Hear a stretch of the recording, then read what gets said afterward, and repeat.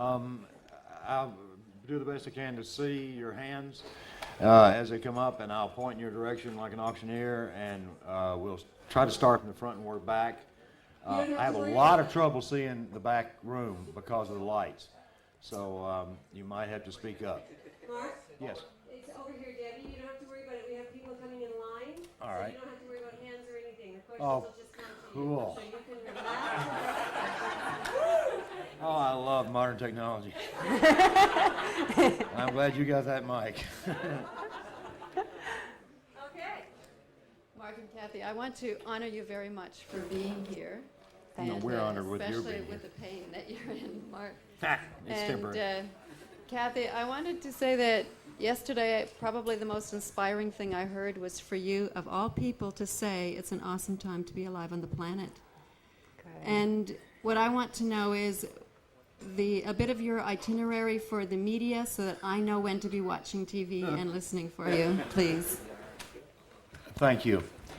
I learned in the last week that the media is not, well, some elements of it are not as evil as I had always envisioned.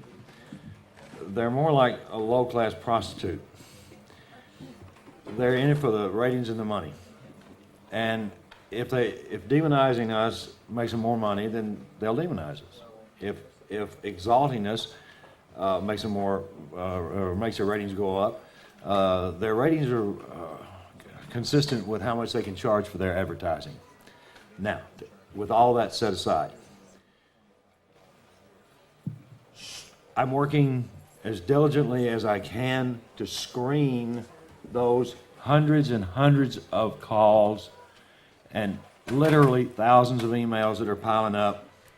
My screen flickers until it looks like flash bulbs going off, and I can't tell anymore who's who as far as emails go. I'm only looking for certain ones, and our media schedule is as follows. Beginning Thursday night, we will be doing the Alan Combs of Hannity and Combs radio hour. That reaches about 2.5 million people, and it comes into this country by way of Fox News. And it is radio broadcast, not television. It's not the Hannity and Combs show. This is Alan Combs of the Hannity and Combs show. Between those are literally, there's 110 that I've got booked so far of radio shows that blanket North America, and they're with stations, radio stations, and we're calling, or they call us, and we do live. We do our best not to do the 5 and 10 minute shots. We do our best to do the hour shots, because otherwise it gets sensationalized or the people don't understand what we're talking about. It's too much information.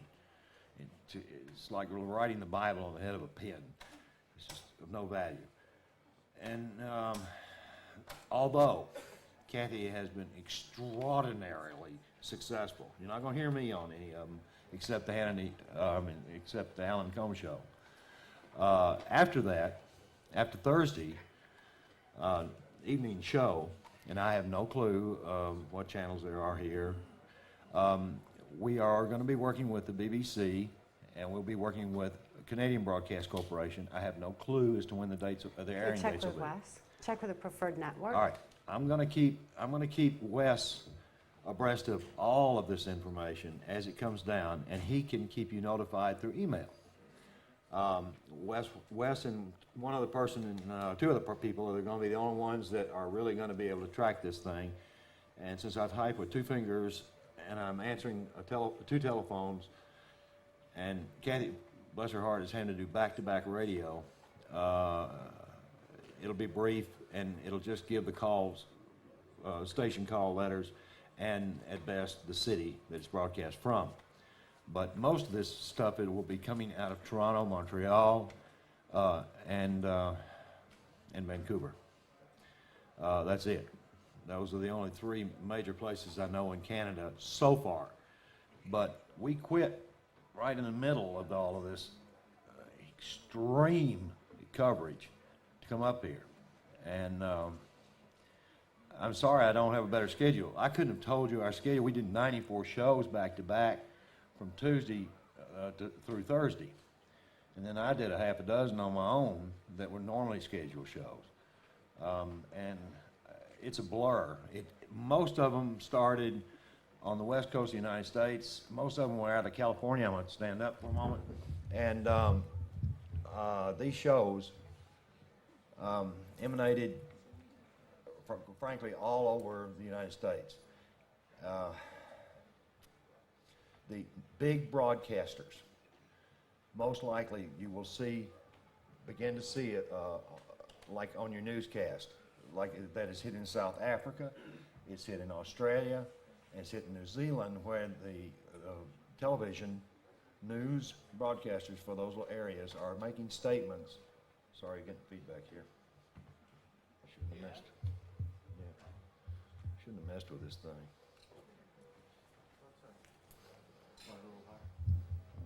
I know, it's fine. I'm going to sit down. The majors across around the planet are picking this thing up, and they are putting it out on their TV news, local TV news broadcast. Like the Australian Broadcast Corporation put out through all their affiliates a little blurb that said, and further news, I'm just ad-libbing, charges of sexual abuse have been made against Vice President nominee Dick Cheney. More to follow. That's it. And then what we've done is we've done radio shows. We take it from that and with a strong determination, and for them not to sensationalize the sexual aspect, because it's so minor in comparison to the magnitude of mind control, what's happening in our societies, and of course, you all know what our intent and our motive is and has been for so many years. The fact that they might want to go in a sensational direction or do it to fuel their own partisan politics, whatever angle that they're taking, is something that we expect to encounter and yet be able to overcome and ensure that the word gets out the way that it needs to, so that other people won't have to go through what I've been through, and so that folks like yourselves can have the facts and a knowledge base of truth. We've gotten some extremely good advice from some professionals in the media business while we've been here. And I'm going to follow that advice to the letter. When somebody speaks and they're in the business and I know nothing about, I listen. Cathy and I have done literally thousands, not hundreds as in the bio, but thousands of radio shows under our belt. Talk radio shows in the States and everywhere. I mean, now it's gone into, as I said the other day, all across Southeast Asia, everywhere where it's bilingual and even subtitled in Japan. Nippon News has got it.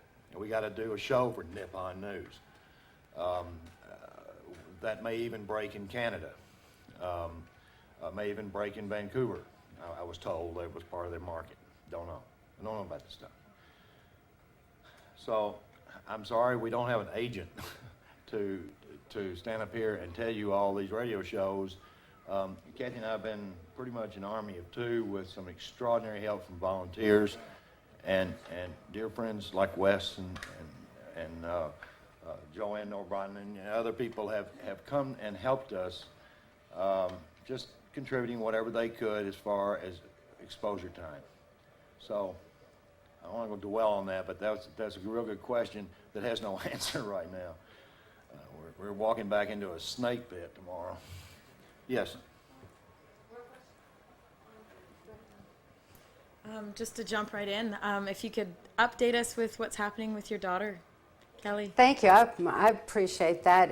So many of you have asked about Kelly and how she's doing. And Kelly's 20 years old now, so she's of legal age.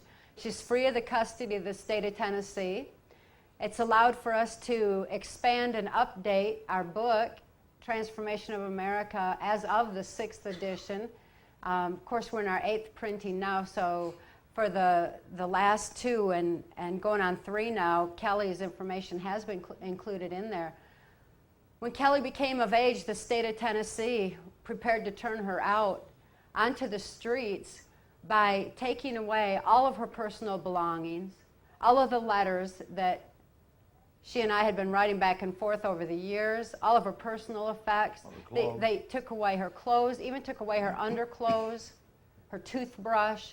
Everything that she owned was taken away from her. And we were not notified.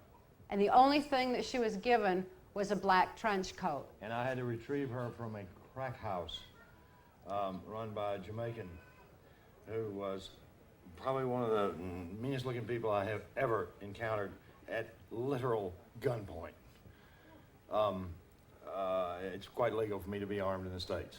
Kelly was in a situation when she was turned out that was as precarious and as dangerous and horrible as any mother could ever imagine for their child. Mark and I were able to get to her and get her to safety immediately. Kelly's been in a safe environment where she's understood, where a lot of folks in the community are looking out for her. They're well aware of her situation, and also the fact that Kelly is still accessible. Because she's accessible, one phone call could actually activate her into a violent situation that could be of the magnitude of the Columbine school massacre. The black trench coat that she was given was a strong indicator that she was being set up for that, and I just adamantly had a fit over that and had it returned immediately and let them know that we knew they were up to something with it.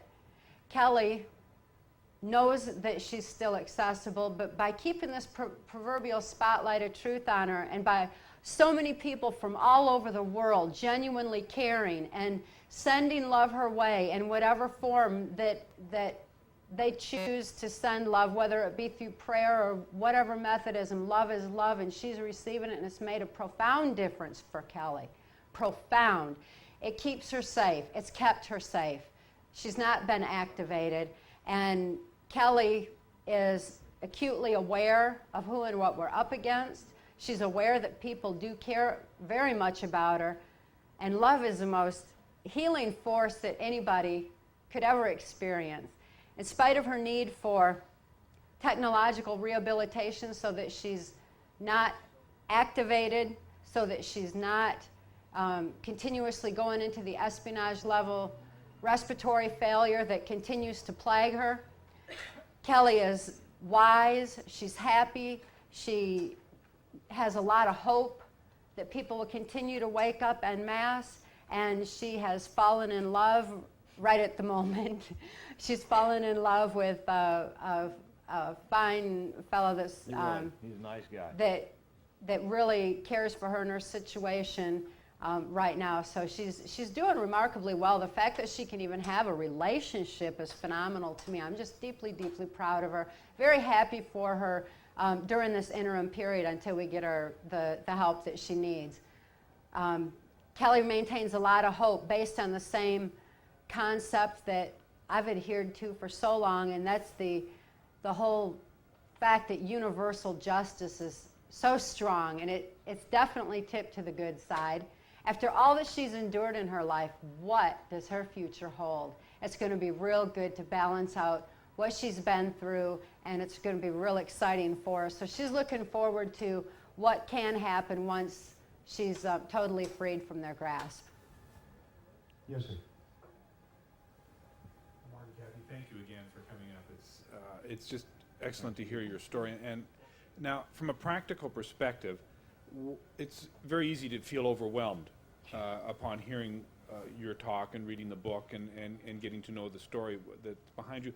On a practical level, what can people do to have an impact on the community, to make the public more aware, make their politicians perhaps more aware, or make people who are in a position to create some change more aware of what's going on? Could you answer that? We don't need revolution, we need evolution. We need to get the leaders literally to follow us. I always adhere to the principle of Gandhi, non-compliance in mass, but it has to be in mass. You've got to have a mindset that literally spreads throughout the masses. The Westmans and all the other fine speakers, good gosh, the lineup you had here that I didn't get to hear, there were 3 or 4 of them that I would have gladly traveled across country and given up our electrical power payment, delayed it a month just to have heard them, and I didn't get to. But bottom line is, those people are making a huge impact. What is happening in Canada? Unfortunately, I've been out of the loop. I've been in Australia, and I know a whole lot about Australia, and I know way more than I wished that's happening in the United States and within the United Nations. There is an internal revolution going on within these organizations that comprise what we call the global elite. There's not enough bad guys to go around. Good news. There's the grassroots efforts of so many people like Wes is head here speaking that have been here and told you all to do this or suggested you look into that and suggested that you go in this direction, talk about this. Wes does the best job he can, and I can tell you that Cathy and I have worked on circuits a long, long time where we hear a lot of speakers that is pure nonsense, pure rubbish, get you locked up if you did what they suggested, or worse, hurt your health. But Wes has been very discerning, and he's been one of the ones that has really managed to keep good speakers who are giving you good direction. To answer that question more directly is to not really, as I said the other day, don't take anything at face value. Research it. And whichever area, whether it be taxation, whether it be human rights issues, so on and so on and so on, whatever, stick with one thing. And start with the people that respect your opinion, and that would be your loved ones. And then they will do the same with their loved ones. And it starts going in that direction. When you talk about love healing the world, that's not really a corny statement. Love heal Cathy.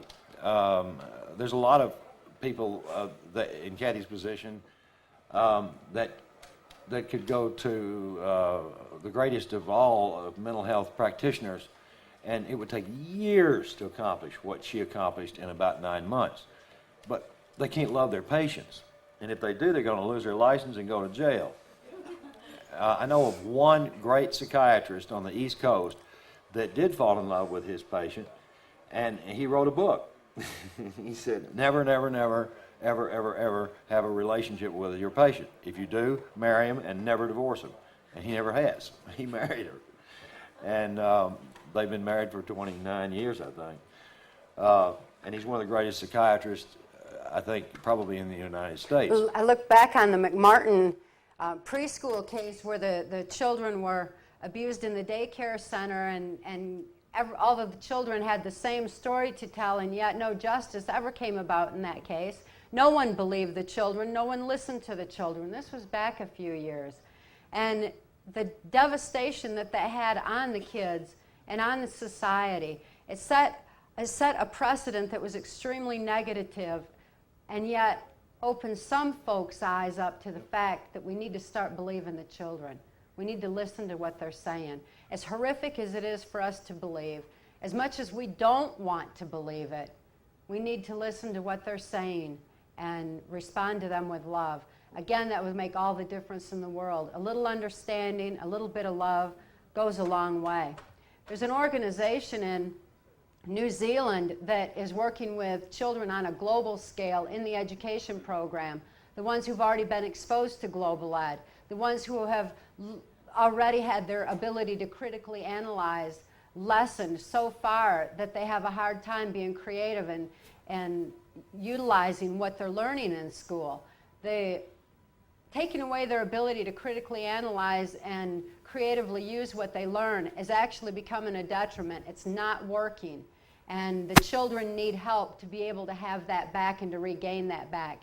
She goes into the school system. She goes into and teaches the organizations that are not only homeschooling, but are also caught up in the system already, to begin to teach the children creativity, to learn to expand their thinking, to think beyond what they've already learned, and to learn to question again.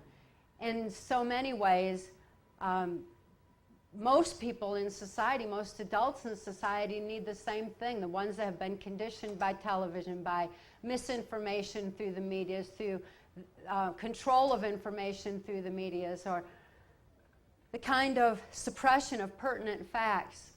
We need to begin to reevaluate our knowledge base and learn to think further, to consider other perspectives, to be able to ask questions and look into the history that the children are learning in the schools. If you've got children in school, become involved in their education. See what it is they're learning, how they're learning it.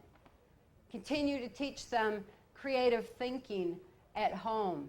Those are enormous helps in areas like that.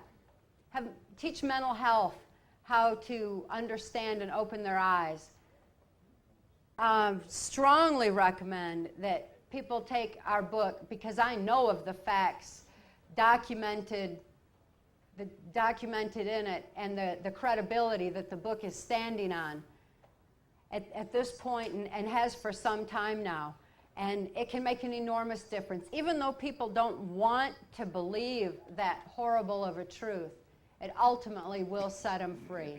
It ultimately helps people to think further and helps them to look at something that they otherwise wouldn't even have considered happening, the kind of horrific abuse that continues to proliferate, that's eroding at the very moral fiber of our societies, and that's ultimately hurting all of us. And it's essential that people have a knowledge base of truth again. So it's imperative that we continue to raise awareness and do it with a knowledge base of truth. And of course, anytime that you do pass out a book or spread the word in any way whatsoever, encourage others to look into it and research it further, because that is part of the process of learning to think further, is being able to do the research and ask the questions. We got a long line there, girl. Yes. Spoke a little bit about the harmonics technology that Kelly is suffering under. Can you, or Sure. do you want to speak a bit more Sure. about that? Just to Harmonics is going to be really one of the healing arts of the future. It's been around. I can talk about it now. I talk about a whole lot of stuff that I've never been able to talk about. But what I was seeing in application with the use of harmonics, I could benefit from for my back right now. As a matter of fact, I'd been contacted right before I left by someone disenfranchised from the intelligence community, at least his contacts were, that were going to provide me some physical relief. And I got my medical records to them and everything else, and they're going to do it. But the harmonics that you're speaking of, as far as being used in a negative fashion, can also be used in a positive fashion. Anything like medicine can be used for healing. What actually happens is each cell vibrates at a different rate, a ratio, and some cell clusters, like the brain stem, for instance, where our memory really begins, and where the compartmentalization, whether it goes into an emotional compartment or whether it goes into a logic compartment, and then branches off from there. Everything that you've seen, every license plate that you've passed, I mean, you're talking about junk in your head. Your brain is like a computer that you've never cleaned out, and you've opened every email for 5,000 years. I mean, it's just full of junk. And your brain, incredibly, is able to sort this out. What harmonics in programming does is it blocks the brain's ability by scarring the brainstem. It looks very much like, when there's a dye study done, it looks like the person is suffering from multiple sclerosis, MS. Kelly's brainstem is so scarred, she looks like she's suffering from MS. And that is harmonics, results of harmonic abuse and application in programming. The stuff that Kelly has described to her doctors that is a matter of record is stuff that I saw in the 60s and 70s being used on astronauts. And I considered it quite benevolent. As a matter of fact, I even subjected myself to it one time, and when Cathy, I asked her, she commented on harmonic hell in her writings. Well, I never, ever, I mean, there's no such thing as deprogramming. The person deprograms himself once they are in a safe environment and once they're structured in a certain manner. We won't get into that unless you want to ask the question. But nevertheless, I'd asked Cathy one question. I said, what's harmonic hell? And what she described was exactly what I heard, only for a fraction of a second. I can't imagine being subjected to it over a long period of time. What I heard sounded like two giant rusty ships scrubbing each other. It was worse than any screech on a blackboard you can imagine.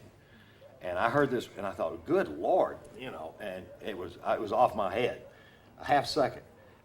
In that or we'll say logically, 2 or 3 seconds. In that 2 or 3 seconds that I heard that, I said, my God, that's got to do some damage to your ears. And the scientist looked at me and he said, your brain. So, I said, well, thanks. Mark, you're I talking... said, have I ever suffered any damage? He said, no. You're talking about physical damage to the brain then? Yes. Is that right? That's Okay, correct. Now, But can that... it is reversible. It is reversible? Yes. Okay. The synapse will fire back in the opposite direction and ignore the scarring. In other words, the brain has an incredible ability to reroute itself. Yeah. Thank you. The circuitry of the brain is much more complex than that of any Cray computer or supercomputer that the government has. So I believed until recently in Australia and talking to those people down there who had worked for the government, our government and their government. They were much more vocal, and they were providing me with some hard proofs that our government won't allow. I mean, I was overwhelmed with the technologies that the global elite have at their disposal, and it is terrifying. I thought HAARP, was something that I thought, well, they're going to eventually learn that superheating the ionosphere is going to get us all, and they're going to change the weather patterns. And these idiots don't want to destroy everything, sure to goodness. Well, I was right and I was wrong, usual. They got other equipment that is much more sophisticated for global weather and mind control that is way beyond the Tesla stuff involved in the high altitude oral research project known as HAARP.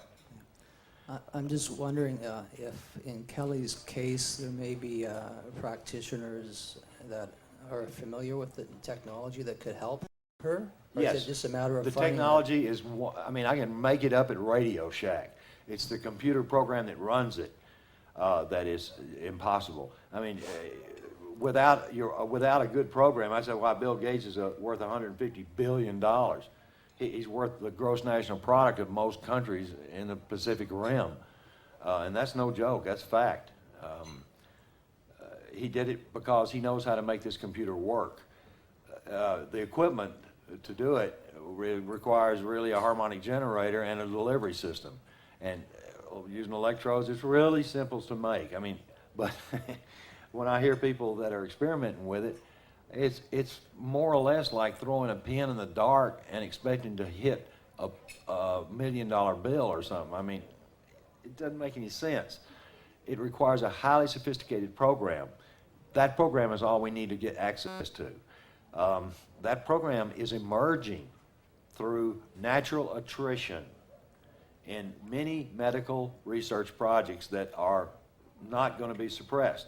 So poor Kelly has had to sit around and wait on the antidote that has been around, I know, since 1969, for sure. Absolute, for sure, positive. Because the antidote, those astronauts are not robots. We had one in our country, John Glenn, most famous of all, that was in Congress. And I didn't see any robotic behavior with him.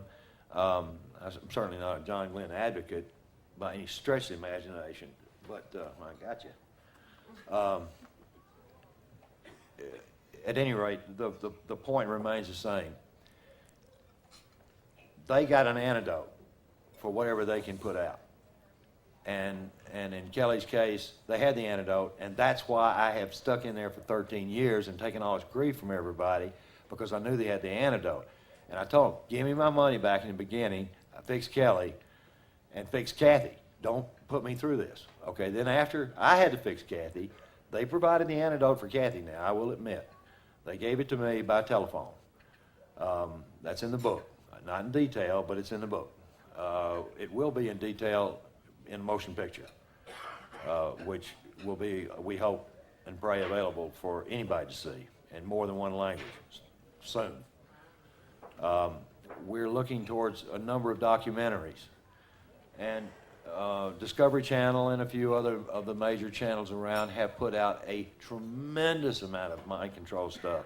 We had a candidate recently who was a prisoner of war in Vietnam, John McCain, whose father was an admiral. His father before him was, I believe, an admiral as well.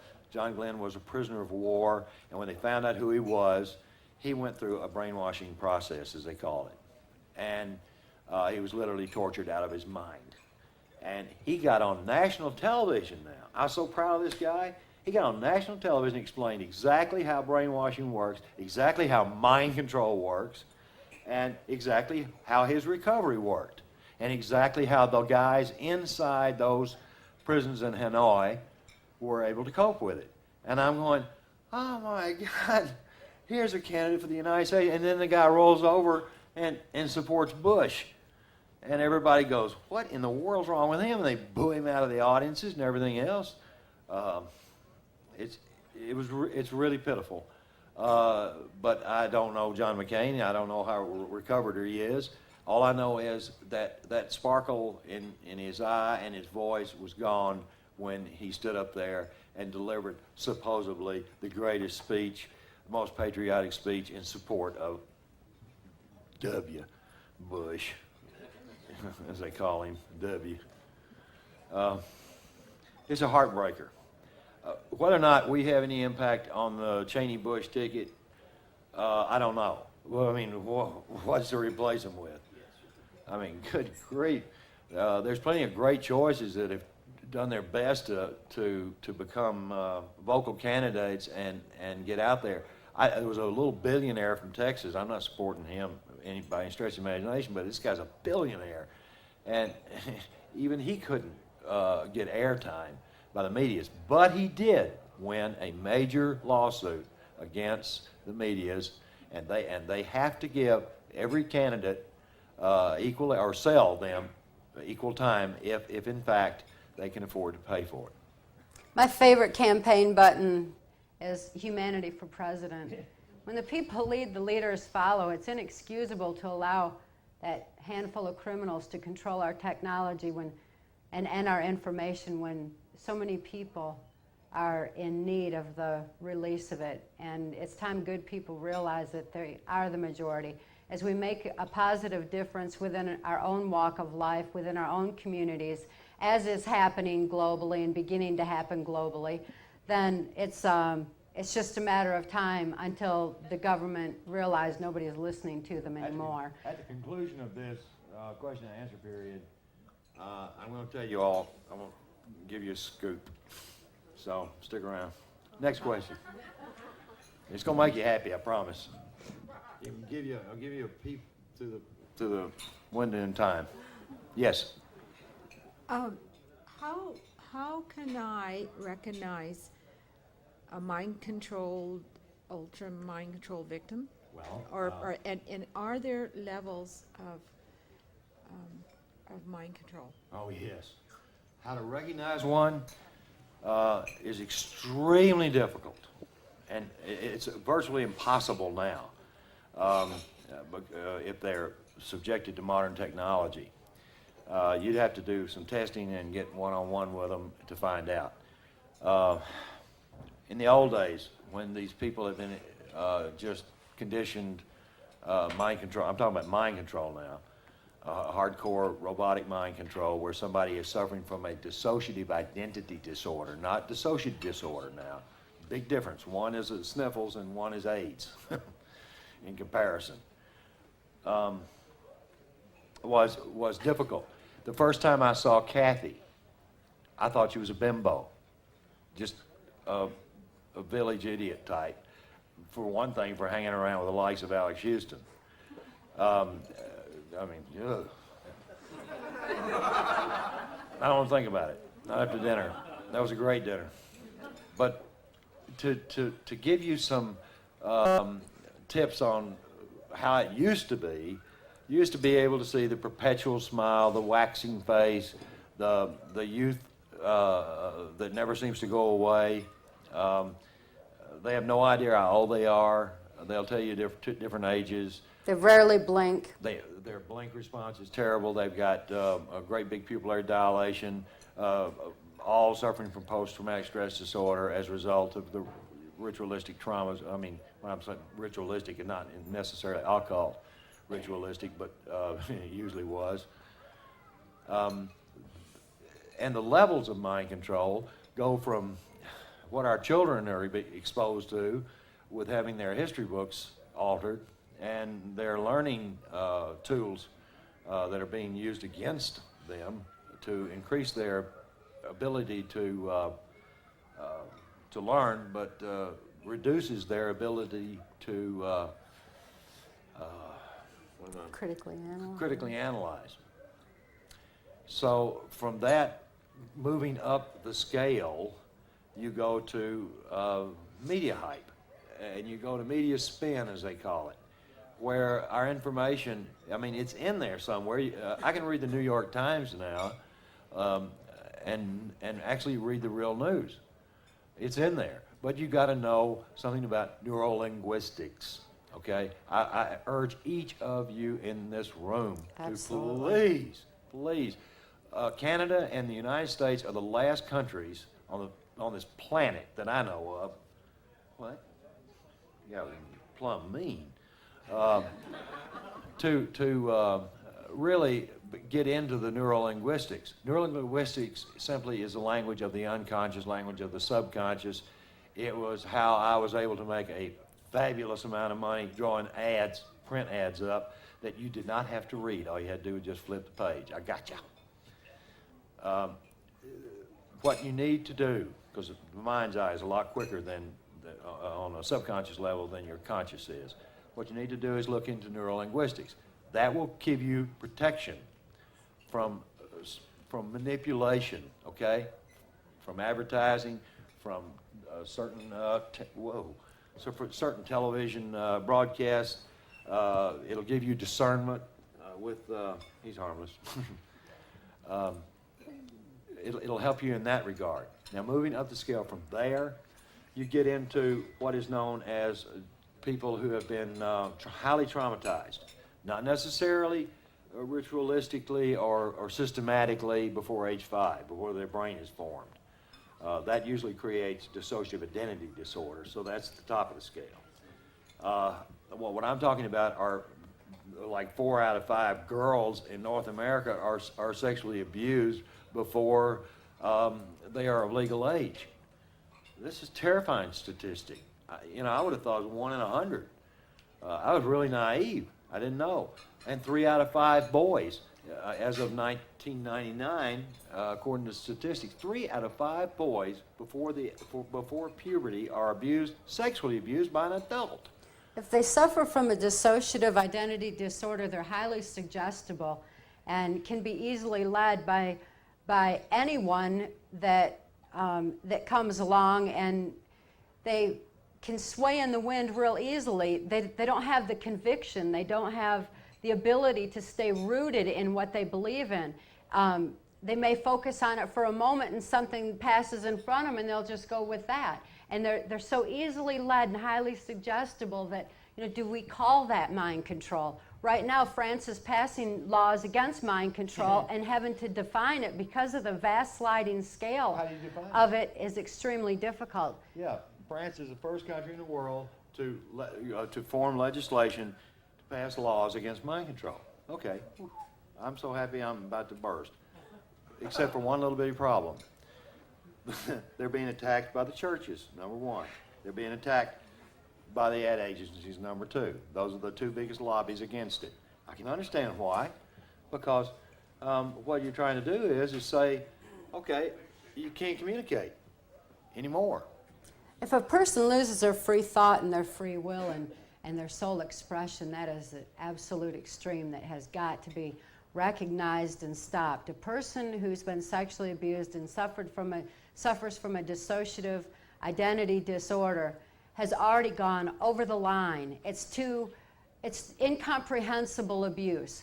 And once it's incomprehensible and there's no place for it, it's as though the spirit is removed from it. The conscious mind is removed from it. And what happens after that, not that it's irrelevant, but what happens after that is after the fact. It's already over the line. The damage is already done. The dissociation and the compartmentalization is already in place. That person is always going to be easily led. They're going to be much more apt to pick up a magazine with the subliminal messages in it and respond to it and go out and buy everything every ad that they see on TV. They'll go buy the products rather than actually make a decision about it. We need to recognize that they have that problem. In addition to that, then, as they learn about mind control, they're apt to adapt that to themselves. When Mark and I spoke out with mental health professionals for the first 5 years, we encouraged them not to have group therapy. Oh my God. By having group therapy with all of these affected people telling each other, they all pick up on each other's abuse and adapt it as their own. They need to write it out and do it on their own in order to actually recover, because it's truth that makes them free. You can't, and the therapists were doing it from a position of stating that it was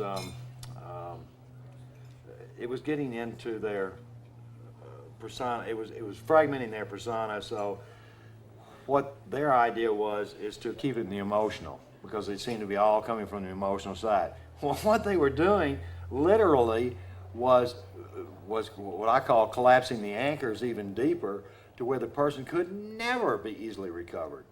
And the people that were going through therapy in the early days, I mean, there's a lot of doctors who were winding up with scissors in their shoulders and pencils in their hand, and they're getting lawsuits slapped on them, and doctors being accused of rape and everything else. I'm not saying it didn't happen, but I'm saying that the vast majority of them didn't happen. These patients were extraordinarily delusional because the doctors were making the great pitfall of saying, this is a psychologist's favorite thing to say is, how does that make you feel? Oh my God. Wrong, wrong, wrong. The best therapist teaches a person how to think, not what to think. Right. And by asking leading questions like, oh, is that Daddy did that to you? Oh, yes, that was Daddy, because they're highly suggestible. So we've got Daddy to may have not realize had their anything to do with it. suggestibility level is in place. And instead the question should be, who was that did that to you? So there's a way of even formulating questions that are less leading. I never even ask any questions, and I don't even believe in that aspect of it. But when names would be Sure. put on a piece of paper, I would say, who is this person? Even though if I knew the name, I mean, it could have been Ronald Reagan. But I said, who is this? you know, because it may be a screen memory, or it may be something that is not accurate, or something that was implanted. And they'd say, well, he's so-and-so. You know, I'd say, oh. As much as we But encourage, I'm sorry. That was the only level of deprogramming that I actually asked any questions about, and it was just a confirmation. Frankly, when I was exposed to what Cathy told, I went into what was known as post-traumatic stress disorder, shock. Okay, it was horrible because I had never seen or even imagined that this could happen in my country or in this country. I knew about what you and Cameron did, but what you and Cameron did in Montreal, my God, was absolutely horrible. But and I knew the details that had been brought out in Congress, but oh my God, it was nothing in comparison to the stuff that was coming out of her. I thought, well, this is Fantasy City, and so I turned it over to some people in the intelligence community and within the military and within the Park Service, and the Park Service controlled all the monuments in Washington. I turned it over to all these different people, and they kept coming back to me, especially U.S. Customs, and I'm really giving up a lot of stuff right now. U.S. Customs came back to me with hardcore validation. I'm going, good Lord, it's over. It's ruined. We're all doomed, you know. And that was my attitude.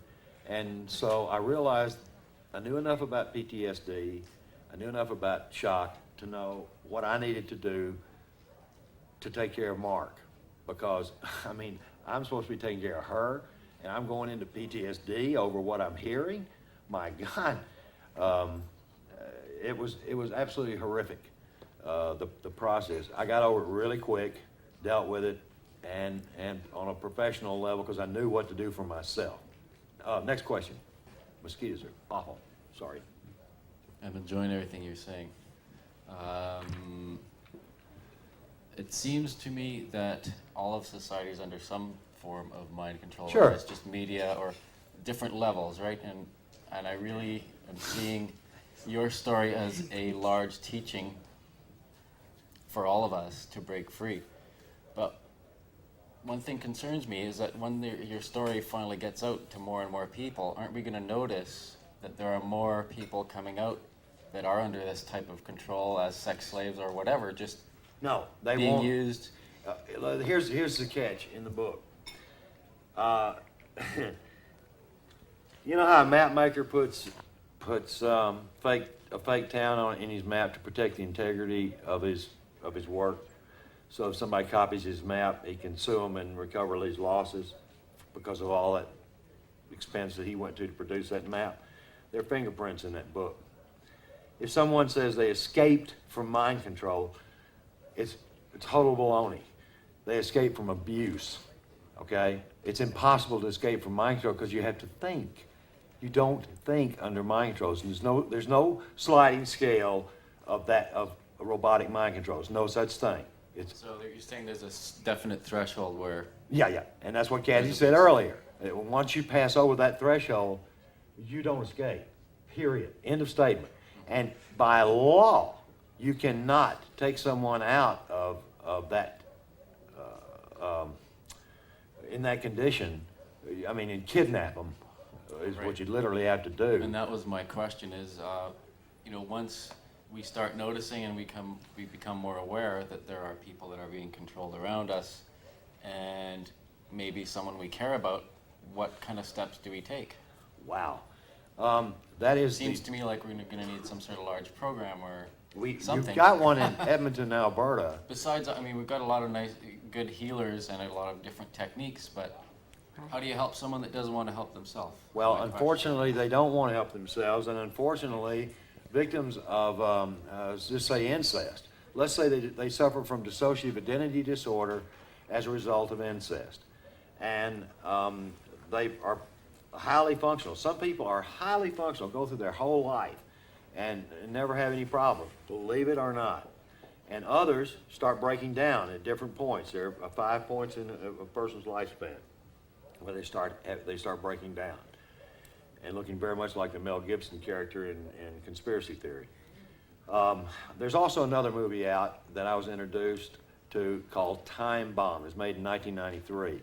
It's probably the most accurate I have ever seen on mind control that's been for the theater that I would highly recommend. Time Bomb.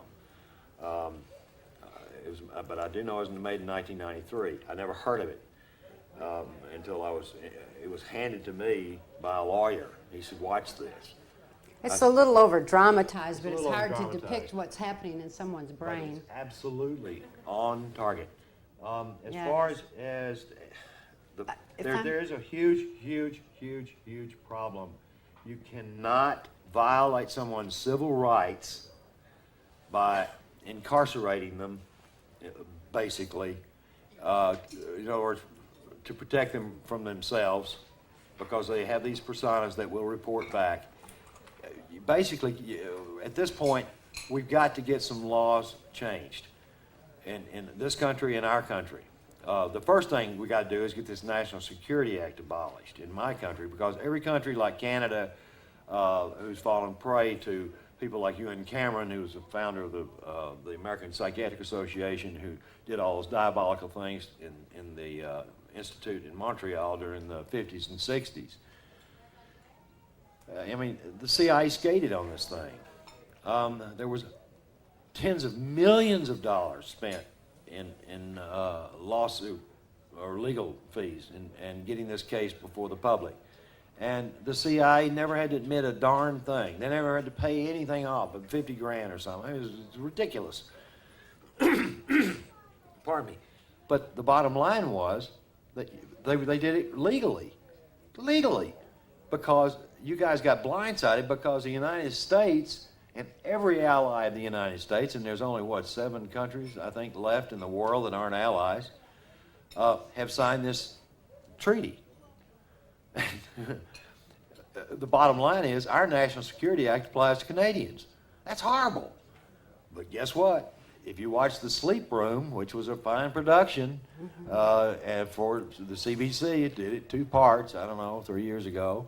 How many people in this room heard of The Sleep Room? Oh my God, that's scary.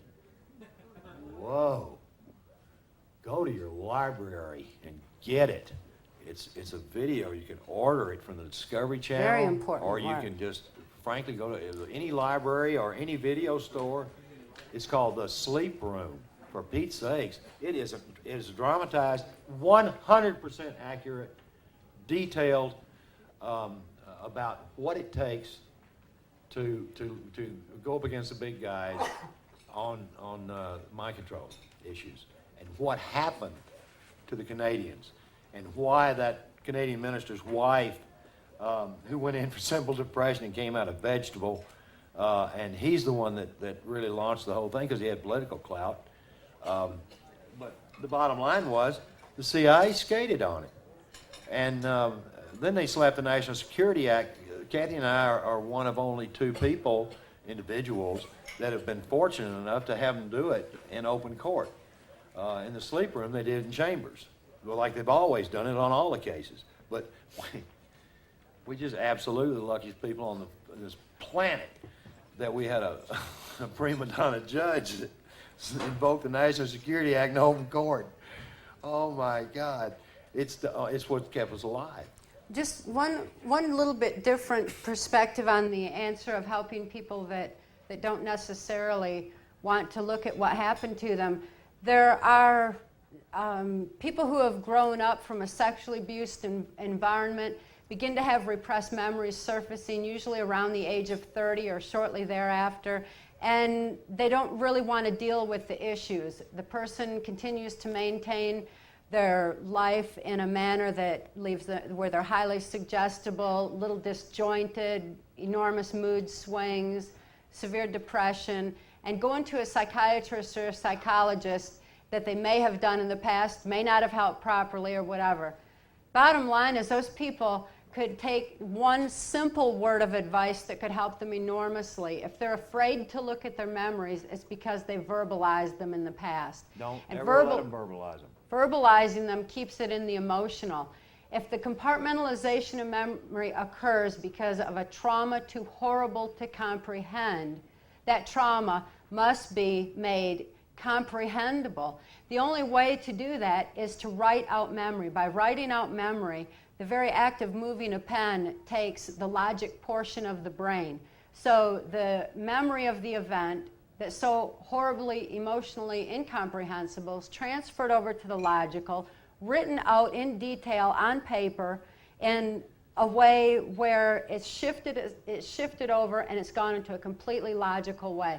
Logic makes the incomprehensible comprehensible. Then after the event is remembered in full detail, then dealing with the emotional issues about what happened is usually less overwhelming and less relevant, and rarely even requires a psychologist or a psychologist. If there's a loving person in the family, or any of you are concerned of a loved one in that manner, love is all the support that they would need to be able to get through the reality of dealing with the issue. But writing out the memory is the key. Even if they don't want to look at it, that makes it easy to deal with.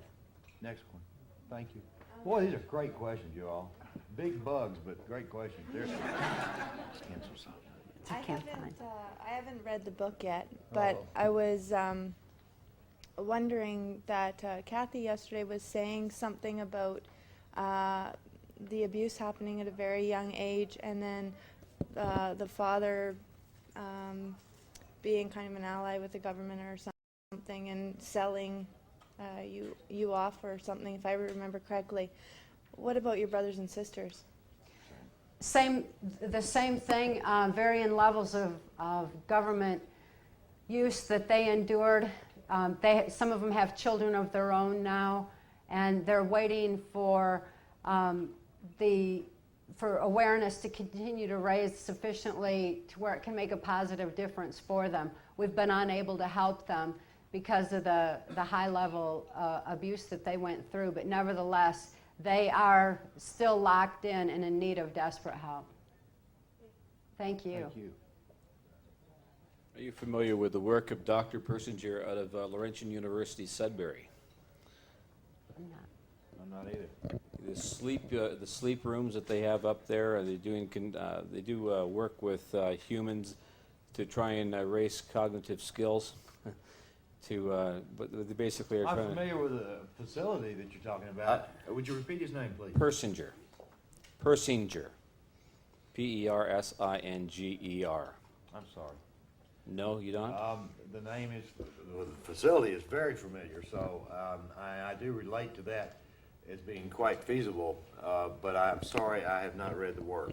Okay. But you could share it. Well, I know I really don't want to get into it, Mark, but Okay. I thought maybe I would have. You might have had some experience with this. I probably have it. You know how the internet is like trying to drink out of a fire hose? Information. Okay, it's a billion times worse with me. We've had generals and colonels and intelligence officers and lawyers that work for the intelligence community just keep piling, and they keep dying, and they keep leaving the country, and they keep leaving in their wills all this tons and tons and tons of information. Well, first of all, I got to scan it and make sure doesn't have any classified stuff in it, because I don't get set up. Because I've had too much classified stuff come my way.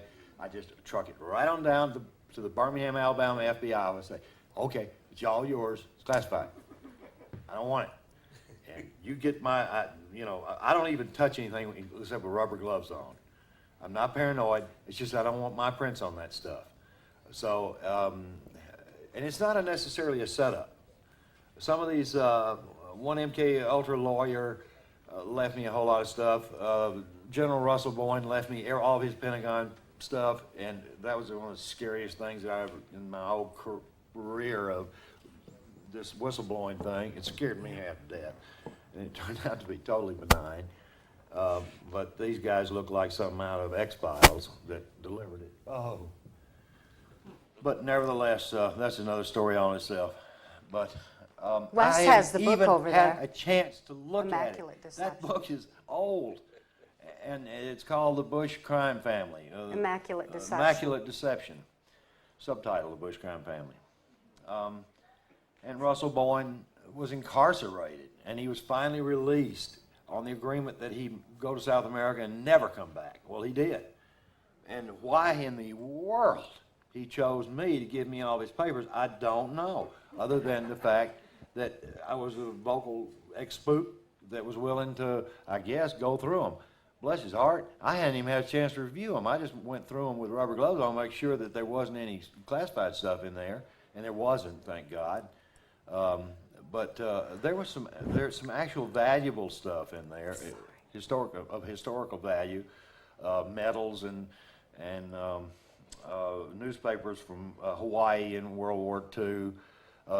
From Hawaii, from the presses.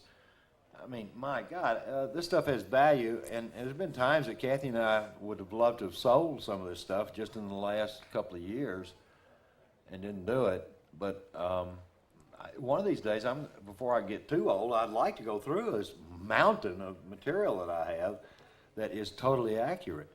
But I have condensed it into a library of about 3,000-4,000 videos and probably 500,000 documents. Yeah, I know. It's enormous. And then the rest of it is in storage all over the place. And I've got, God, I could fill this tent to the ceiling with what I've got already. And thank goodness I've got a place to put it all. But I hope I answered your question. There's too much out there, okay? Sorry. Persinger, of course, he is actually being supplied money by the Navy, the United States Navy, to do his operation out of Sudbury, Ontario. So Yep. I thought that was rather intriguing that it does cross the border. I know about that facility, buddy. Okay. Anyways, let's go on to the next question. Mark, can you just give us a little insight into people who claim to have implants, alien or otherwise, and just make some comments? Thanks. Okay, I'm gonna make some comments. Okay, and this is, you got to understand, my knowledge, first of all, is almost antique. Got that? Because technology is doubling like at the rate, used to double every 150 years. Well, it used to double every 1,000 years, then it went to 150 years, then it went to 50 years, then it went to 25 years, and in the last decade, it is, I understand the scientific community has made publications, NASA has too, that technology is doubling at the rate every 7 to 8 weeks. And now I'm told it's even increasing faster than that. So what I want to answer your question is kind of important. I worked for a company that manufactured implants. I worked for the company that developed the first telemetry that is now used very, very, very good for heart patients and all kinds of stuff. But it was initially used in the space program, and the scientists that developed it were handed the technology. That's how they're paid off.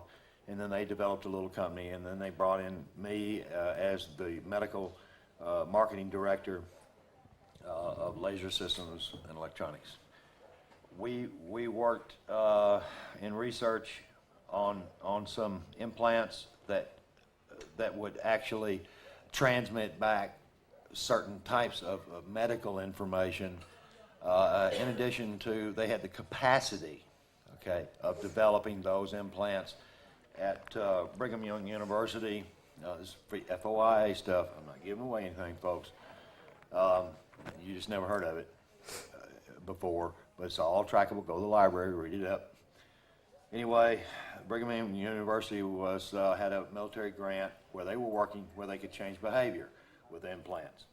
Well, the only little problem with these things, the procedure was called a transsphenoidal hypostectomy, where they went in and put them up here in the sinus cavities, and they could actually affect behavior in some bizarre ways.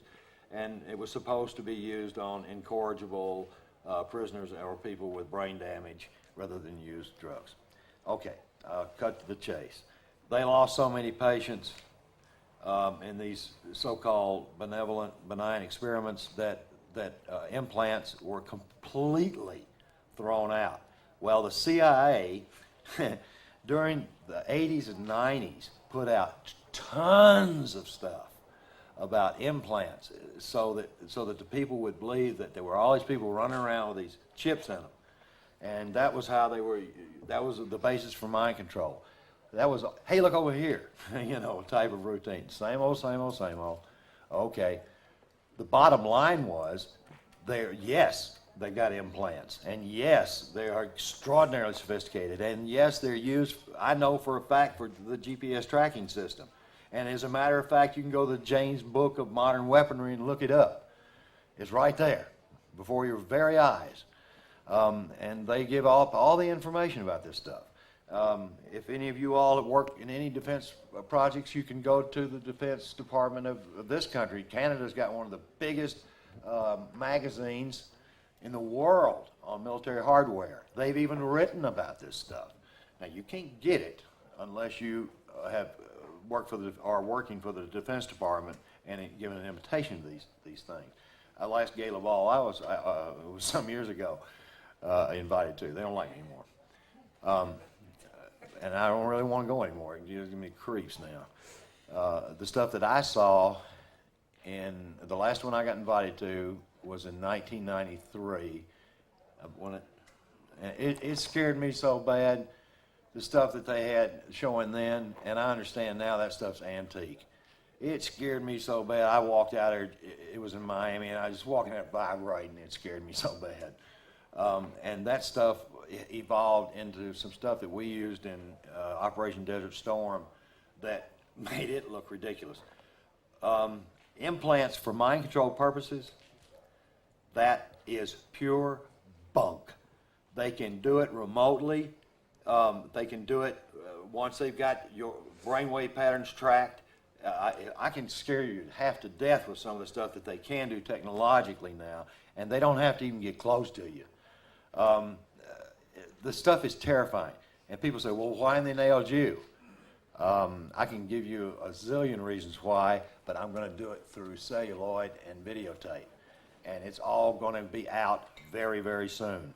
I'm not going to spill the beans right here, right now. But we are going to do a massive campaign. We are going to tell all we know because we can now. But I hope that answers your question.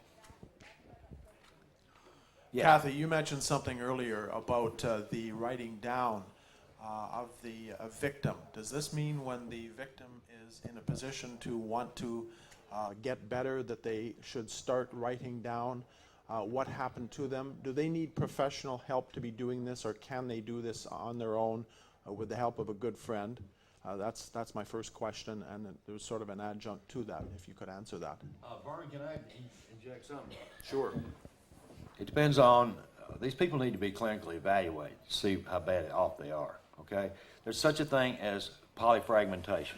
I'm not trying to bury you in big words, but there is a dissociative disorder, and it has a huge sliding scale, and then it goes to dissociative identity disorder, which unfortunately has a sliding scale, and that goes all the way to the very worst, which I think is Cathy's daughter, where she's got, scarring on brainstem.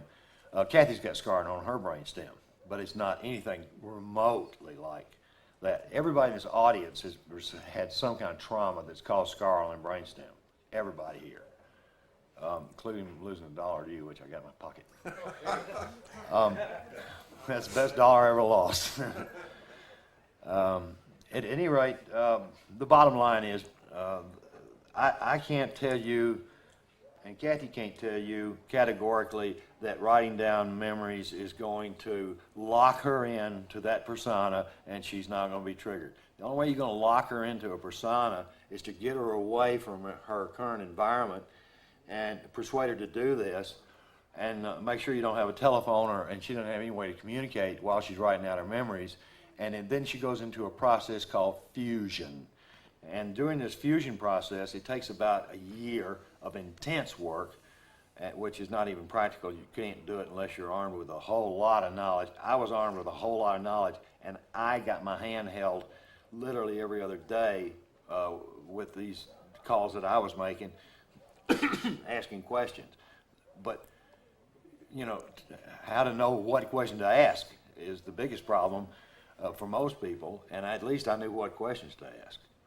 If a person knows that they need help, then they're most likely in a position to be able to recover. If they can even think of it, then mind control most likely is not an active part of their situation. And yes, writing out memory is something that they can do all on their own and learn the ways of asking themselves questions. Like, so often if it's a compartmentalized memory, they'll just empty out the memory of what's in that compartment, but you got to expand a little beyond it. What happened before, what happened after, and it helps to actually bridge it. So by writing out their memory with those kind of details in mind is definitely a way that a person is going to be able to recover from childhood trauma, childhood sexual abuse, possibly even occultism, to quite a large degree without any help. If someone can't get to their memories and they know that they're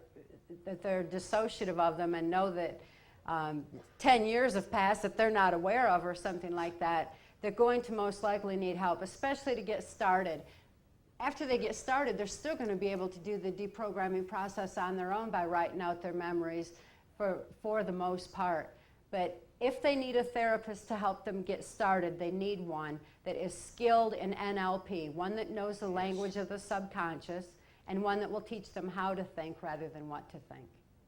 And after they write out that which you're talking about, Yeah. what do they do with it then? The best thing to do is put it away, wait about 3 weeks, and let them look at it again, and then ask them if, after they've looked at it again, say, do you remember writing any of this? Does this seem familiar to you? And if they say yes, say, was there in any way, can you make any association, can you explain or write down, don't let them verbalize, okay? They gotta write down if they had any olfactory sense about it, in other words, smell and taste.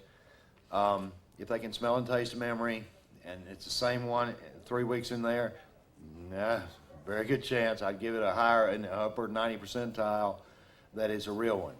Now, I've been fooled and then gone in and found out that roughly a dozen motion pictures were responsible for somebody's memories. When they're astounded by their own memories, that's usually not quite right. The way it happens is it's like they knew it all along. Well, of course I knew that. It's a thing like, Yeah. well, yeah. If they're astounded by it feels it's different. That's removed from it rather than within. So. If that's the best example, Cathy, thank you. Because when they say, didn't I tell you that? Oh boy. Now, you say, don't tell me anything, write it down. Well, I've written it down. Where? Well, go show me. Well, I can't find it. I said, well, write it down again. And then once they've written it down, it's there forever if it's real. If it's not, they'll have a flaw here, a flaw there. It's called screen memory, or it's called lying, or it's called somebody's trying to trick you. It'll be quite detailed when it's real. Thanks, guys, so much. Thank you. Thank you, buddy. I was just thinking about TV shows and movie programs that they put out. Example, I guess, soap operas and that, and how far-fetched their stories can be. Yet some of them have mind control in it, and they. Do you think that they end up? Do you think they kind of make? I mean, when you're growing up, your parents always tell you, it's all make-believe. All the movies, all the TVs, just make-believe. Well, unfortunately, None of it's really true.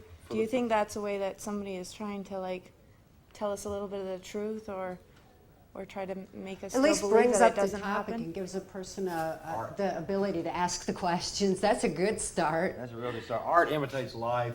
Unfortunately, for the past 40 years, there's been an active movement by several intelligence communities working in tandem to desensitize the last 2 generations. And without going into depth, once you desensitize someone, you are really setting them up for a future of mass manipulation through the medias, through music, through any medium.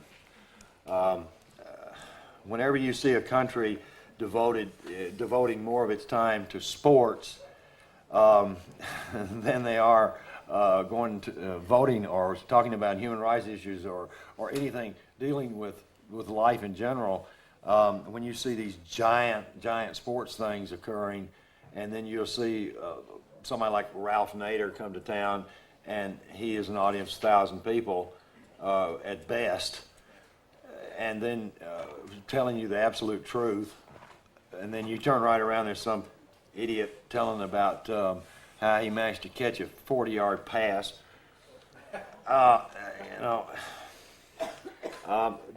That's what Adolf Hitler did, and it's just an indication of what's happening. But the arts do save us from, in one regard, is because they're putting into the motion pictures, like the Riddler and Batman.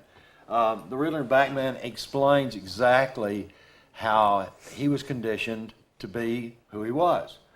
In neurolinguistics, that Riddler theme, getting into that is the next level of NLP. And yes, I know how to do it. And yes, I know exactly how to start the deprogramming process using that. But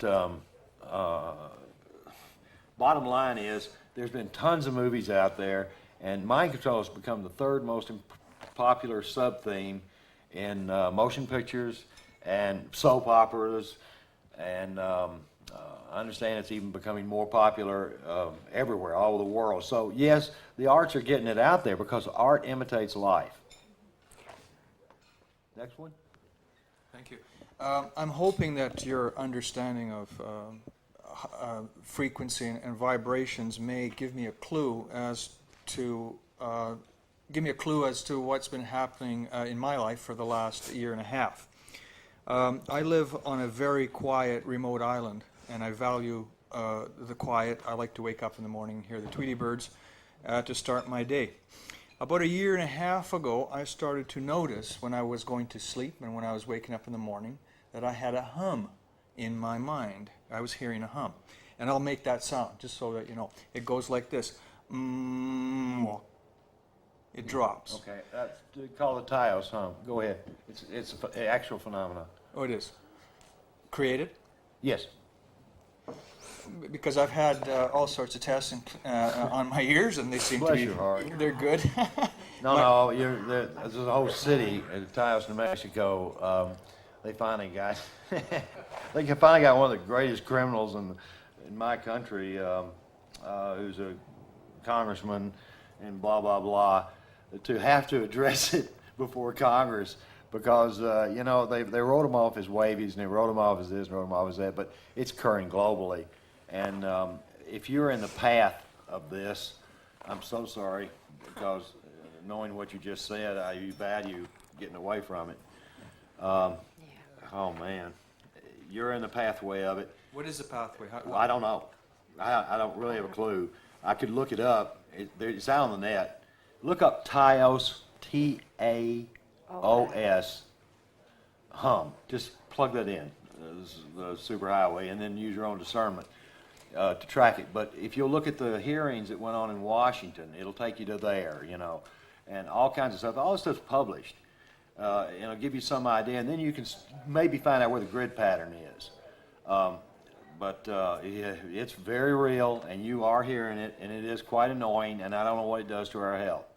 I have only heard it on 2 places on this planet, and I'm not going to give that up because it's tied to something else, and I don't want to get in trouble. Well, I hear it here.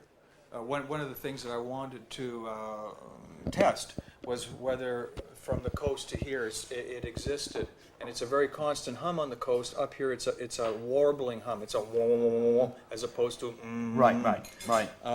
So the pathway is as wide as certainly from here to the coast. You realize that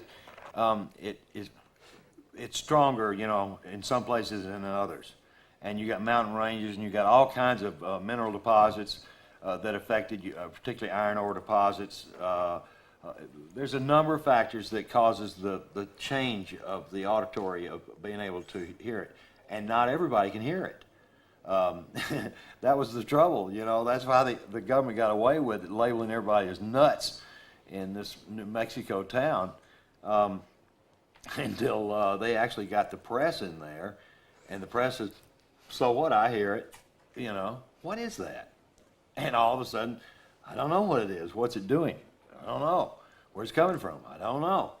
Well, there's a whole lot of places it's coming from.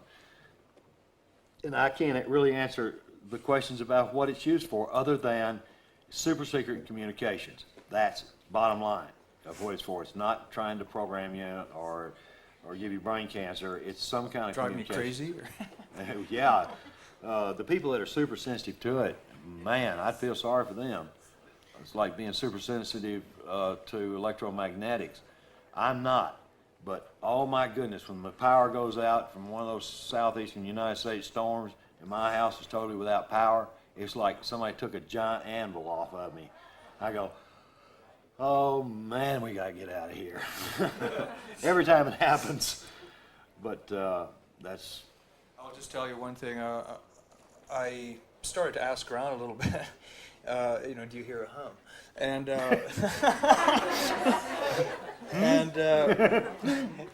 four people so far have said they do hear this hum, including a young boy. I was talking to his dad, and the boy says, "Yeah, I've been hitting myself in the head for about a year trying to make it go away." Bless his heart. So it certainly affects some people more than others. It really irritates me, but I've decided to take it as a challenge and somehow be able to live with it. I'm hoping that it's not... I don't think it's really...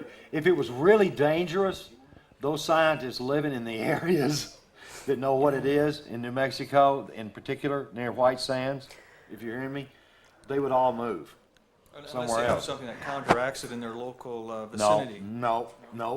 There's no counteracting, and there's no shielding. There's no nothing. It's part of the Earth's electromagnetic grid that's being used for global, or perhaps some sort of communication with satellites. Who knows? I don't know all those technical things. All I know is it's for communications, and it is real, and it is documented. Okay, well, you've certainly given me a big clue, although I don't know if it helps. Thank you. Yes, sir. Thank you. Folks, we're going to have to wrap this up, but oh, God, these questions are seriously good. Yeah, they are. Last one? No, we'll take, how many more we got? What have I got here? One. Three. Three. Four? That's it. No Four, more. last four. 4. Talked into one of these things before. Okay. I never talked into one of these before. Can you hear? Huh? I know what you mean about the electricity, and some other people might know too. I don't have electricity in my house, and Ooh, you live a good life. when I go to somebody's house and the refrigerator's running and the lights are on and those fluorescent lights, you can't hardly see. Oh, yeah. Anyways, what I wanted to say was, back and way up, I went to school in the 50s and 60s, and I don't know how relevant it is now, but I got a feeling by everybody that spoke before that this mind control is in the schools because the silly history books are total bullshit. So That's kind of the way I feel. well, Thank you. what I want to say is, I think as parents and everyone concerned, we should make books like what Eustace Mullins writes. Really? To the point and exactly true, available to the kids and have them where they can see them, especially the Federal Yeah. Yeah, because if we don't know our history, we're doomed to repeat it. Exactly. I'm short, okay. Thanks for coming, guys. Thank Doing an awesome Thanks, job. Wes. Thank you. You know, I'm a positive guy, and I hate to dwell on the negative. You know how that is.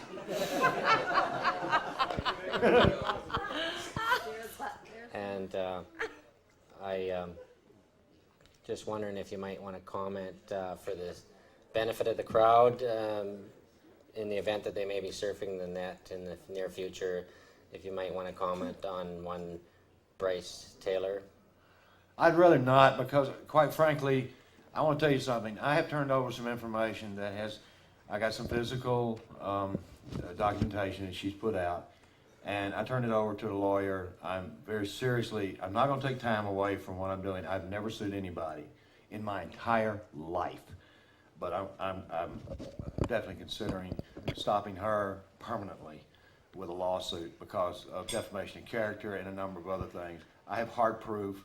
I have tape recordings. I have everything. This woman, her name is Sue Ford, and she lived in my home, and she was supposed to be getting information to write novels about that had nothing to do with anything other than mind control. In the first one on the cover, it says, "I escaped from mind control." Bingo. Gotcha. Just remember, you don't escape, you can't think. No, it's not mind control, it's called abuse. Okay, well, I don't get into that. I don't want any more. I really appreciate you asking me that, Wes. I know. It's probably the most sensitive thing on You'll earth. kill me later. But I know. I'm looking at it from a legal standpoint, and I can tell you, if it were not for the media problems that I'm having to endure right now, I had already written it up and turned it over to two of our lawyers, and I handed them what I've got, and they said, "Good Lord, this is nonsense, got to stop." And it's just one of those snotty little subjects that keeps resurfacing that I'm going to do something about. And I despise courts, but in this case, it's a cut and dried thing. The claims are not relevant to the truth, period, end of statement. It's truth that makes us free, and any misinformation can actually further lock people who want to recover, can lock them into the compartmentalization even further. So it's actually been an extreme detriment to some people that really, truly want to survive and overcome the abuse that they've been through.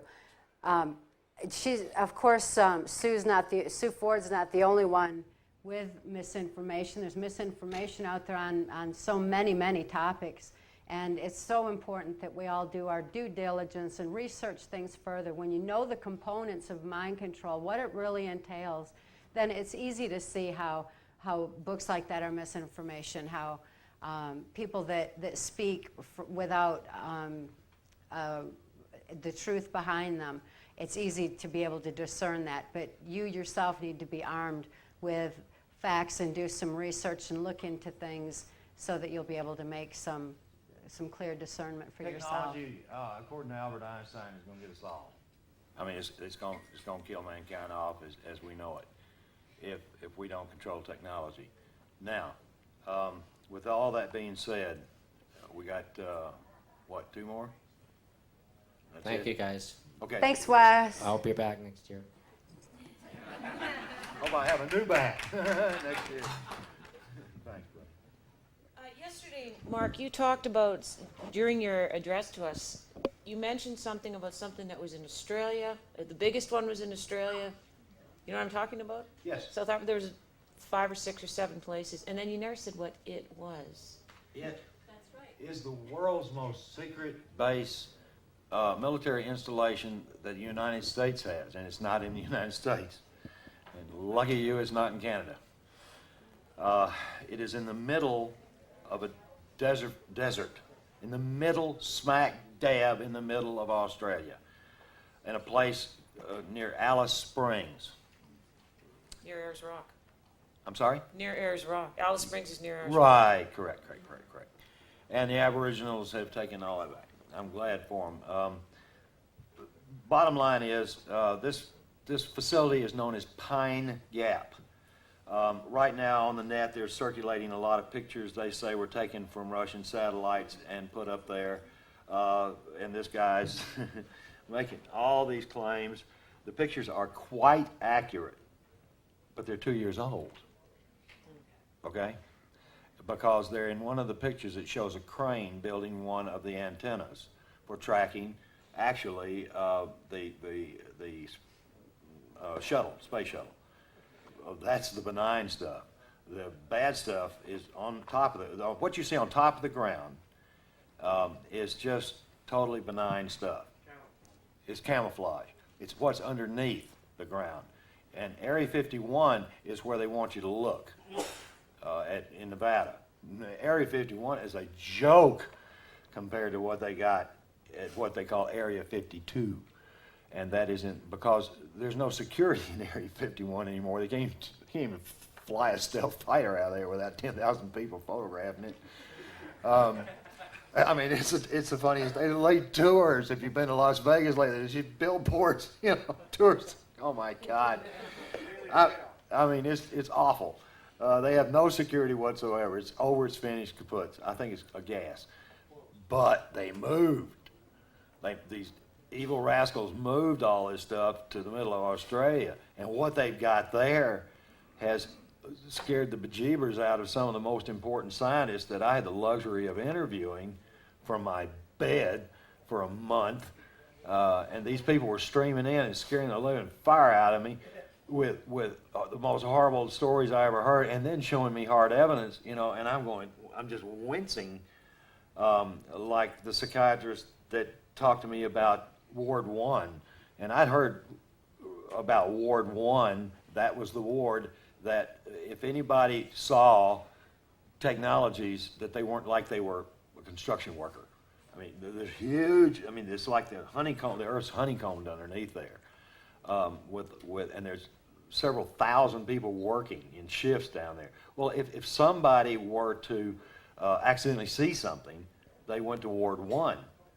And this psychiatrist, even though they were in charge of this little bitty mental health facility to take care of the people, they said that they weren't allowed to go into Ward 1.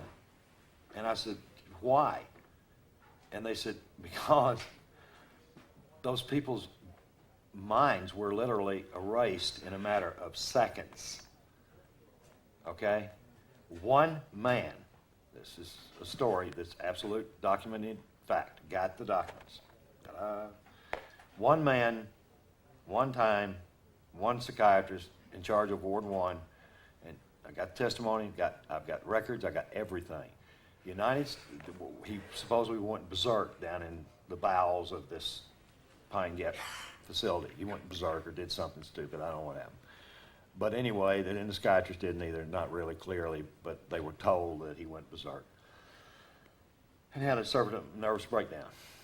The United States sent, hear me? The United States sent from Hawaii a C-5A. A C-5A is, I guess, the largest aircraft on the face of this planet. Picked this one little bitty guy up. They flew in there. They did not take any other cargo out. They had nothing else in that airplane. I don't know what you all know about the cost of flying one of those things per hour, but it is more than most of us will have in a lifetime earned for a trip just to Australia from Honolulu, where this thing was stationed, to take one man out. I don't know who this guy was. They gave me enough information to where I will know, and it's going to go into a documentary. This is a very important piece of the puzzle. But I'm telling you, it is absolutely the most, it goes way beyond science fiction, what these people were telling me. And now these are well, one of them happened to be a rocket scientist. One of them happened to be a construction worker with Department of Defense clearance, U.S.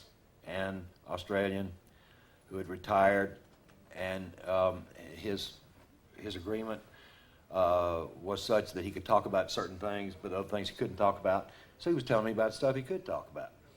There was a hole in his agreement, so to speak, kind of like there was with mine.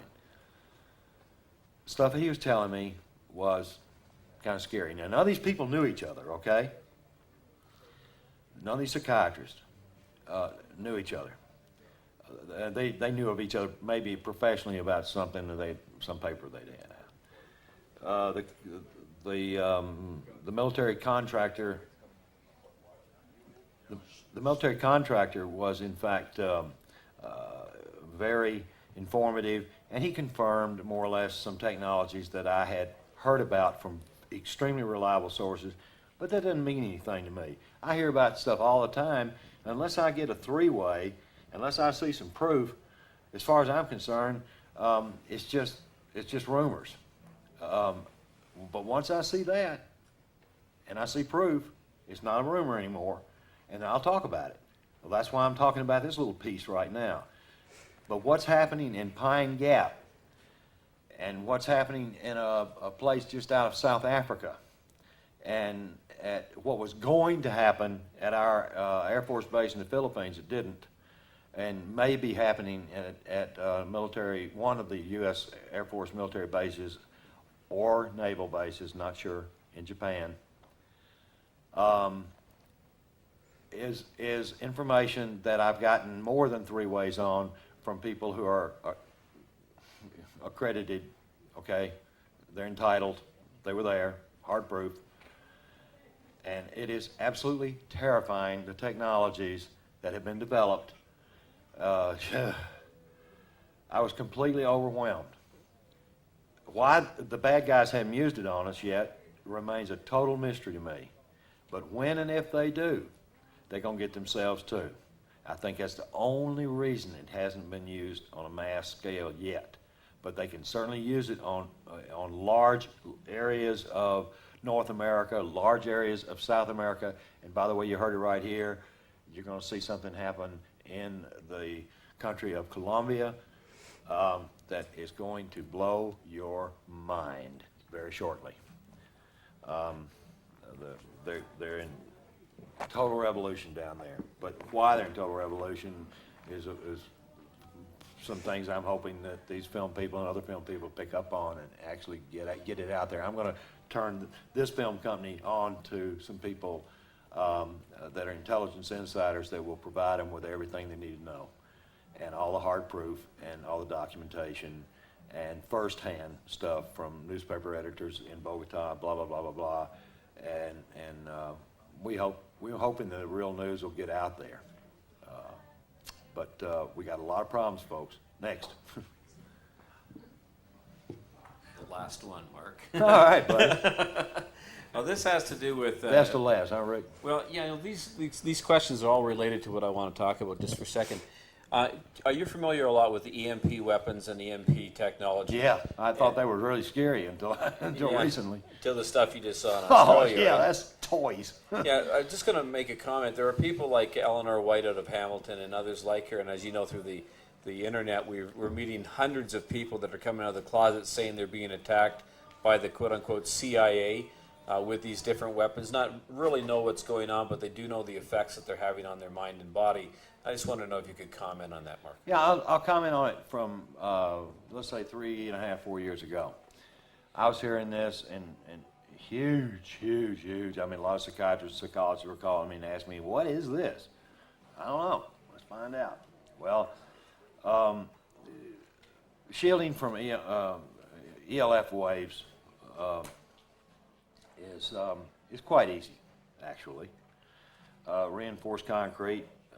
Just find a building that's got maybe 4 or 5 floors parking level underground. Go down there and see if you hear it. Because if you still hear it, you got something else going on in your head. But some people have been targeted, and God knows how many, been targeted with weaponry that is not related to that. It's something else. But that's the rumor that the CIA is circulating around, and why, I don't know. This is silly stuff. The CIA spends a whole lot of time on disinformation, misinformation, just keep people confused, I guess. But the stuff that Eleanor White's talking about, I'm familiar, and I'm also familiar that it is quite accurate in some cases, and it's really scary why they would target some of these people. But the first wave of these people that I only saw 2 that were credible out of about a dozen, and those 2 that were credible, we actually did get them in a test situation that their doctors did and their families did, and sure enough, they were being targeted. But they were being targeted with something else on their brainstem, and we found out why. You know, there's a reason for everything. And when somebody just out of the clear blue sky that has no history of any contact with the intelligence community or any history with government abuse or being involved, working for any kind of government, just for no reason at all and hadn't seen anything, you know, a housewife or something, and all of a sudden they start making those kind of claims, you begin to wonder, you know, if it's not mass hysteria or something. Yeah, that's quite real, Rick, unfortunately. Now, for that last closing tidbit, I got some really good news for you. This is very serious. Within organizations like the United Nations, and I'm going to cite them, there have been a number of elites who have been working for a long, long time, for many, many, many, many years, to get us into this one world government. I think this one world government is not going to make it. I believe that humanity may indeed take back control, but they'll turn it over again if we don't stay vigilant. Now, here's a good piece of news that I ran into. Within the United Nations, there are super secret organizations that were formerly, or there are chapters of active too. I can't tell you the names. I cannot do that. I can't blow their cover. But they are indeed being subversive, and they are tearing United Nations, International Monetary Fund, every one of the organizations that are supporting this one world government global effort. They're tearing it to shreds from the inside. And the elitists at the top are absolutely panicked. Total panic. That's the reason one of the reasons they're trying to push Bush into place down south, and Cheney. Well, the rest of the world knows that Cheney is a, quote, warmonger. Remember, I hope I enunciated that right. Sorry, honey. But Cheney is recognized as a warmonger. So that's the reason that our story broke, is because we happened to be in the right place at the right time, not knowing anything, just trudging along, doing all of our seminars all over this planet, except for Europe, and we were planning to do some of those next year, and then all of a sudden, out of the clear blue sky, I'm approached by some organizations who I consider some of the most evil people on earth. I've been yakking about them for years. Now I can't say a word. They approached me and asked me if I wanted to be a member. I said, "You what?" I said, "Who are you?" And so they showed me. And then they showed me more. And then they showed me more. I said, one of us is gone completely mad. And they said, "You've said it 1,000 times. I said, "What?" They said, "No enemy is so dangerous as the one who stands right next to you." I said, "Are you telling me that you have infiltrated the UN? You've infiltrated some of the most elite organizations that most people associate with the Illuminati and another one of other super secret ancient organizations that are really, honest to God, real and out there?" And he said, "Yep." I said, "And you want me to be a member?" "Yep." I said, "No, I'll pass on this one. You guys keep up the good work." I said, No. I said, I said, "If you're for real, I'm going to find out." Oh my God, I found out the guy was not only for real, but I found out that it's a huge movement and just nobody knows about it yet. And there are these, huge amounts of money. We're talking billions of dollars, US dollars, I'm writing it in, that are now being used against the upper elite. Don't relax your grip. Keep going at the pace you're going at. It's time. It's time. The turning of the tide is occurring, and this is going to be one of the most interesting periods in mankind's history, but it is also, I think, going to be one of the scariest. Now, if my dear friend sitting on this front row is going to give a nice prediction on this one, I'd love to hear it. But I ain't going to bet with you, because I ain't going to bet against humanity.